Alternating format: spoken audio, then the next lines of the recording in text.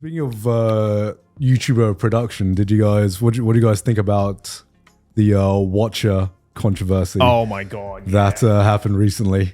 Jesus. Do you know about it? Yeah, I did see it. Yeah. I mean, someone must have told them that they thought it was a good idea. I just can't I don't know. fathom it. Yeah, I can't imagine. I was like, I don't know why they all got together and they were like, yeah, that sounds like a good idea. So if you haven't been keeping up with like YouTuber drama, this group recently that I believe originated from BuzzFeed. Yeah. Similarly to like someone's group like the Try Guys, broke off from BuzzFeed and did their own YouTuber series. I wasn't really aware of them. I've seen a couple of their videos. I'd seen a couple of the videos from like the BuzzFeed era. I didn't realize they had broken off and made their own group. But they had a very dedicated group that were doing very, very well. And then they decided for about one day, maybe 2 days, I don't know how long this decision lasted for, that they were going to say goodbye to YouTube and start uploading on their own streaming service behind a paywall. For a fee. Yeah. For a fee. Yeah. Which, we have something not exactly like that. We have a Patreon, where we have content on our Patreon, which we feel is not exactly the content that we would upload on YouTube as it is, which is why we feel comfortable uploading on Patreon. But, this group made a decision to like say, hey, we're going to keep continuing making the content that we've made this entire time, but now we're going to put it behind a paywall. Yeah. And I mean, the internet, the internet was pissed. I mean, kind of rightfully so, to be honest. I mean, the golden rule is like your main content, the thing that people come for and find you for, should never be paywalled. Yeah. Yeah. Obviously we have Patreon and we have paywalled content that's like very small, but it's not like the main show, right? It's like if we don't paywall the podcast, no. Well, hold on. Let's not write it off completely. No, Joe. Here's an idea, guys. I have a brilliant idea. Well, actually, like one of the main things that like very I mean, what The Yard does, and I think what like Fear Ann does, like they paywall like the last hour of the podcast. Oh, I see. But it's almost just like an additional podcast. Yeah. Right. But they did that from the very start, which I think is like, that's what it's all about, right? I think it's like setting expectations. Whatever the expectation is from the get go, that's what it is. And if you don't like that, you don't have to become a fan. Yeah. You don't have to like. You can be like, I don't gel with that. I don't really fuck with that way of making content, so I'm not going to watch. Yeah. But I think the problem is that when you've given something for free for so long, there needs to be a damn good reason why you would take it away. Now, obviously, because I like money. I mean, there's probably money, and I definitely, because I assume they're based in like California. Yeah, no doubt their cost of running a business is way higher, of course, than what it would be to do it in like Idaho. I mean, like if we were to make like 4 Hawaii specials in a year, we'd probably like spend the entire Patreon budget, and more. And they were like trying to like make that like kind of like a weekly. I think show. If Trash Taste was in California, it would be a lot harder to do certain things just because of how expensive everything is to film. 100%. And that's the reason why when we started the podcast, we literally just had Maylene who pressed the record button on the camera, who was just helping us because she wanted to help us succeed. But that was literally just us 3 in a camera, which I think makes sense, right? But and even if we paywalled everything, then it still wouldn't really make sense because you're like 3 dudes in a room. But I think the one good thing is that they realized they fucked up and they backpedaled. I'm curious if it hurts or benefits them having this giant controversy, because they backpedaled, and I feel like the loyal subscribers are happy and are cool with it. Yeah. But I wonder if they got any new viewers from all, because I'd never fucking heard of them. Well, yeah, I was about to say, like, I'm sure a lot of people found out about them through this controversy, right? And maybe, they're like, that's a big brain way of handling it. Maybe, exactly. maybe. You know? and like, you know, unlike a lot of like as Charlie said in his video, like they actually did something very commendable and very rare that YouTubers ever do. They actually said sorry in I can't a believe video. that's the gold standard. Yeah, that's the gold standard for the gold YouTubers. standard They of, actually said, like, "I'm sorry." apologizing now is acknowledging that you made a mistake. Yeah. And making changes. Yeah. And that's somehow just the gold standard of YouTube apologies. Yeah, exactly. Which is ridiculous to think.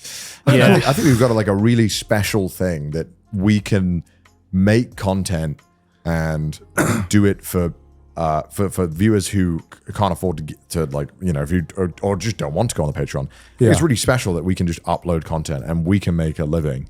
And people can get what they want for free. Yeah. That's so fucking cool. Yeah. And a lot of the time, it's way fucking better than the stuff that I want to watch on like a streaming platform or TV, right? Because it's like so niche. Like whenever John uploads a 2-hour video, I'm like, this is better than movies to me. Like this is so much more like dopamine for my brain. Well, it's interesting you say that because, you know, one of the big reasons why The Watcher, you know, why it's so that group successful, wanted to go to this like new model was because they said, we want to make television, like we want to make television shows. Yeah. Sure. Like we want to make television productions. And I remember hearing that and I'm like, should that be the end goal for like YouTubers to make television productions, or is that something that you think doesn't really belong on YouTube? See, that's the thing, right? It's like, I think it depends on who you ask. Like some people will say like that's almost regressing in a way, right? Like just going back to the whole TV thing, whereas like, you know, some people say like, well, you know, I think it's pretty amazing that like a group of people who don't have any experience in making TV productions, quality stuff is like actually going out there and doing something. Okay, But when we say like TV production, like quality, what do we mean by that? Because like I feel like looking good is no longer an exclusive thing for giga expensive cameras. right. Yeah. I feel like we can make shit look good now. So and the audio is not a problem now. Yeah. So what do we mean by TV quality? Is it just like the thing you're filming, or is it like the length? Is it the editing? Is it like the whole package? I think it's just the whole package. It's the vibe. Connor. Yeah. It's the vibe Don't of the talk video. to me about vibe. It's you don't about know vibe. It's about not only like the looking good, but I guess the Overall feel. overall Yeah. idea Okay. of like, you know, the overall idea of what you are doing or what you are presenting to the audience. Like, for example, a lot of people said like our recent Hawaii special was like of TV quality. Like, what do you think made that special make people say that? Gone wearing a Speedo. I mean, that was pretty spicy. But I feel like it's a weird thing to say you want to make TV quality. It's like I think there's it's more affordable, yeah. but it can be very expensive if you want it to be, and doesn't necessarily translate to difference for the viewers. sure. Go on, Alex. Give me my tea. Give me my tea. He's come bearing the tea. Like the thing that for the Hawaii special, the reason why like something like that would cost a lot of money is because, especially when you're filming not where you live, there's a lot, like there's immediately like 500 more challenges that appear. Like we don't know anything. Or we don't know what to film. Well, that was like logistically Like a very tough video. hard Yeah. video to film because we were all moving. It wasn't like a one Everything set. was tough. Yeah. They had to follow us with professional cameras in 3 different vehicles. Yeah. And we had to permission. do it all in one day. Get Yeah, permission everywhere, you know, Yeah. get helicopters, Yeah. you know, all these moving parts. And that's something that only really like a crew can handle, because Yeah. you can't really do that. But if you gave me enough days in Japan, I'm sure I could find some cool stuff, film that, because we know the area really well. Yeah.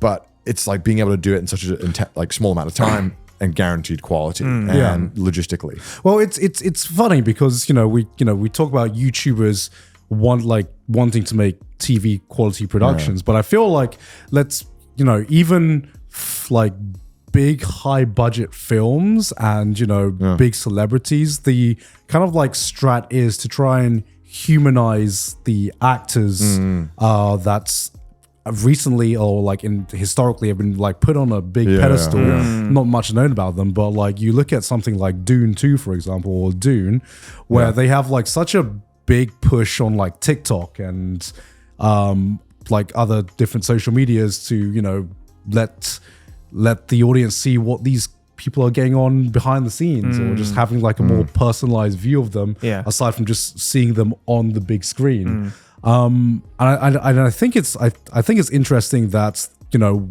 even if you want to do a big production now, you can't, like, the big way to catch an audience is not only having the big production, but you need to humanize the people like behind the production as well, which is what YouTube has done or YouTube and every social media has done for a very, very long time in general.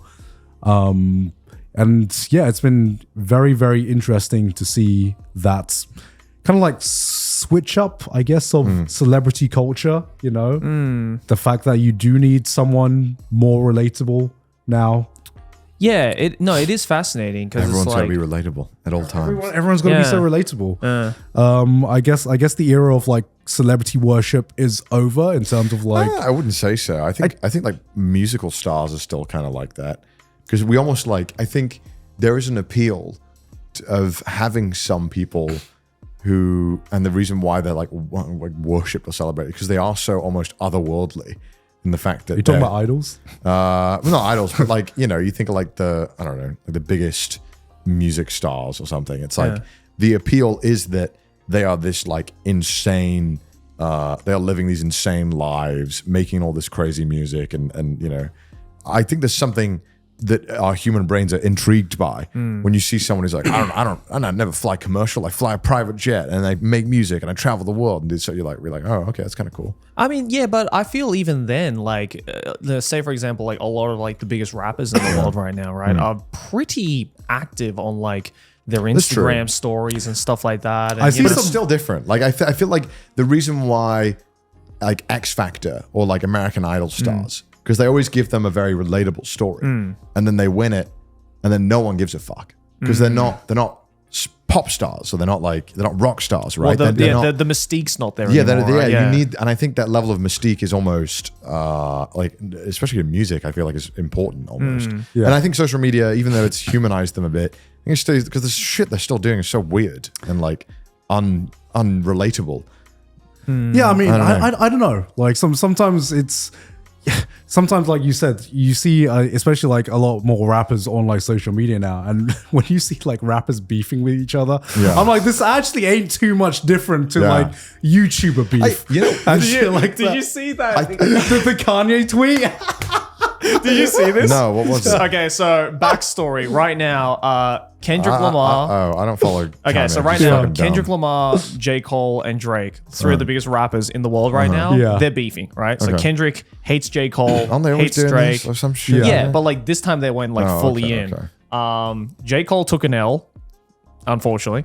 And then Kanye was like, I'm going to get involved in this. And he literally on his Instagram, he posted like a meme picture of like a guy and a girl. And the girl's just like, do you listen to J. Cole? And the guy's like, no. And then the next panel is the girl sucking him off. And it's like, and it's just like, it was so out of nowhere because it's like, it's like, Kanye, you have nothing to do with this. He's so fucking unhinged. He's so unhinged. You know, but like, just shit like that, you would have not seen like 10 years ago. I think like there's almost like when you're watching like these like crazy musical stars. There's almost something comforting about the fact that like you feel that like when you're sitting there in your TV, like sitting in your living room watching this, you're like, yeah, that's just like we're just not on the same human like level of existence. Right. Whereas like watching someone on American Idol or like that, I'm like, I don't like this. I don't want to feel like that could be me. Like I should be doing, you know what I mean? Make me feel bad. Like I should be up there making something of myself. Whereas like when you see someone who's like a naturally born gifted star and they make these amazing music and these crazy music videos, you're like, but we're just like, they were meant to do this.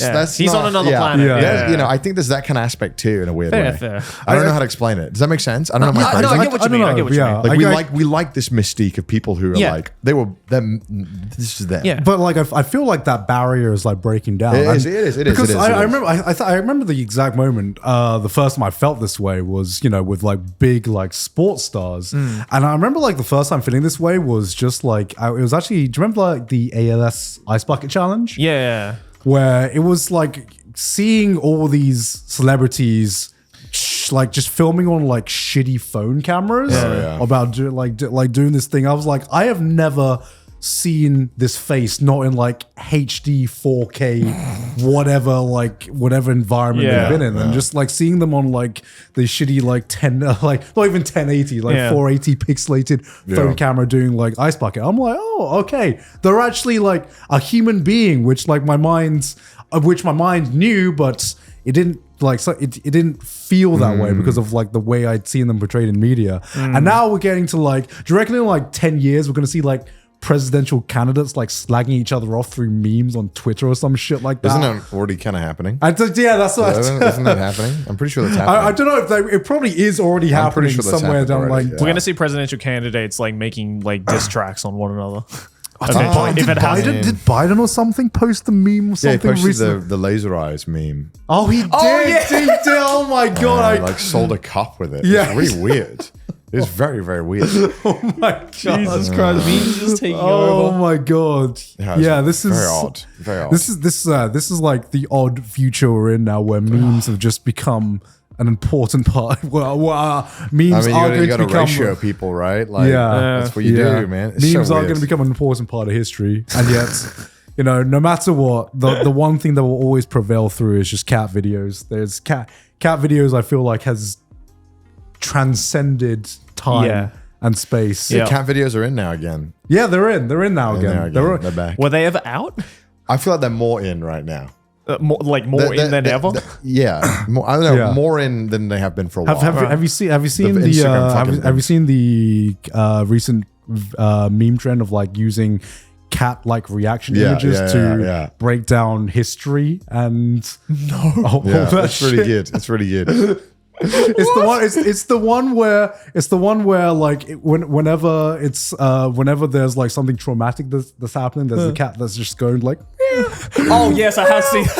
And then there's like the two cats that are talking. There's like meow meow meow meow meow, and the sad cat going meow. Oh my. Thank you for telling me what a sad cat sounds like. I would not have known otherwise. Because it's so dumb. And it's just like Cindy fell into a rabbit hole of like she fucking hates history, but now she was like learning about World War II through these cat memes, and she's like, wait, didn't that or like just like she's like telling wars. you about the Blitzkrieg while she's like talking about cats or something. About cats, she was like learning about European history. She was like, did Napoleon actually do that? And I'm like, yeah. This is like, what did Napoleon do? Is it shoot the pyramids? Because he didn't do that in that fucking movie. They put that in. I hate that damn scene in the movie. Why did they put that in? Oh.